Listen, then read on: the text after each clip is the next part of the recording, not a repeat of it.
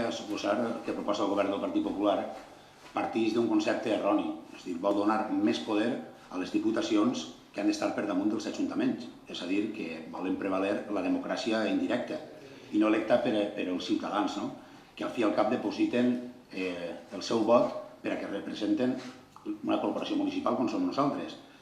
Les diputacions, en aquest cas, sobretot en els pobles d'igual o menys de 20.000 habitants, podran intervindre'ls i aleshores desapareixeran serveis.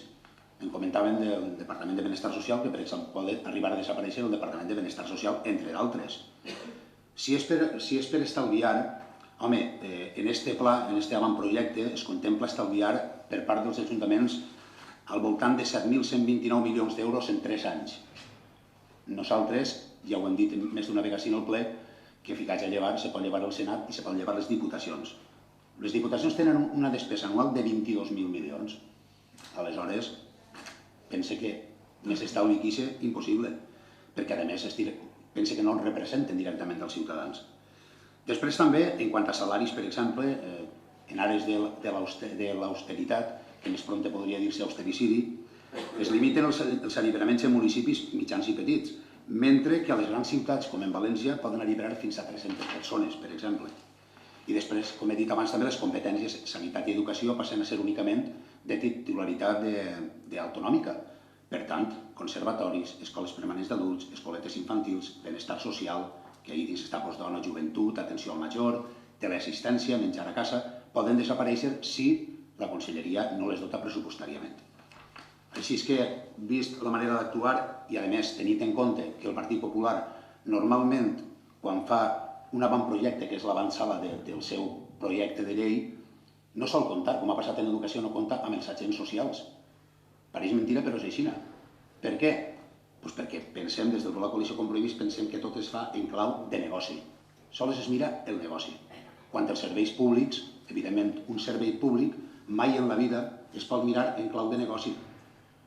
Té que ser, diguem, deficitari, si no quedarà zero. Jo penso que el que vostè opina i pensa, la veritat, per això estem nosaltres per a discrepar i per a gustos colors. Evidentment, és un avantprojecte, he dit que era el segon avantprojecte, també passa en la LOMQE, de res ha servit, al final ha prosperat i vostès han tirat endavant i han arrasat, és dir, si així al final de tot no hi ha més que entrar en la web de la FAES i veure que l'estratègia està perfectament planificada.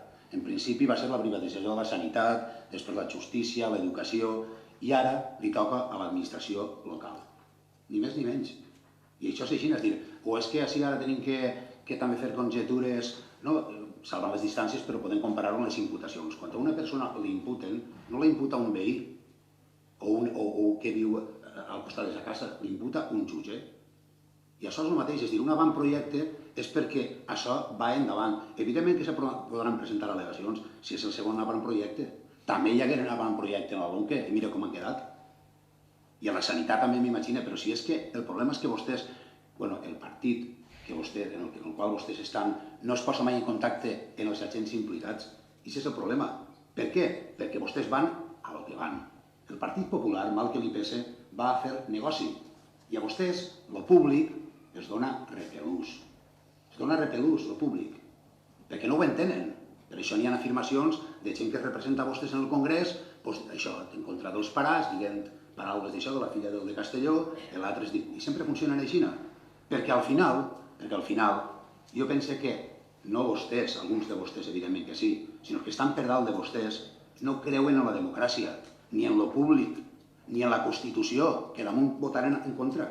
I això no és fer demagògia, això és dir una veritat. Per tant, la culpa en això, per exemple, del que estem parlant, no és de les autonomies per retallar l'administració local ni dels pobles. La culpa està, que tots sabem on està. És a dir, conforme s'ha portat aquesta estafa crisi i està, diguem, auspiciat o respaldat per els seus representants de Madrid. I vostès, com són del mateix partit, són còmplices mentre no ho denuncien i ja està. I el deute està en l'Estat, no està en els pobles i en les autonomies. Però s'aprofiten d'això per anar retallant la democràcia. I jo no vull pensar-ho, però des de l'ou, això, la vida ja veiem com està, perquè tota la societat és un clamorià de conforme està la democràcia, jo penso que està tocant al seu fi. I veurem com acabem. Si no acabem pitjor que Xipre, serà més que milagre. I no soc ninguna d'això d'alarmista, això no vinc dient-ho en altres plens, això està posant-se de manera que algun dia ja s'han adoptat medides als polítics, sobretot els que van per davant, perquè jo no m'entenc com un polític així, per no dir-ho d'una altra manera, ens trauran agorrades a la plaça pública. Gràcies.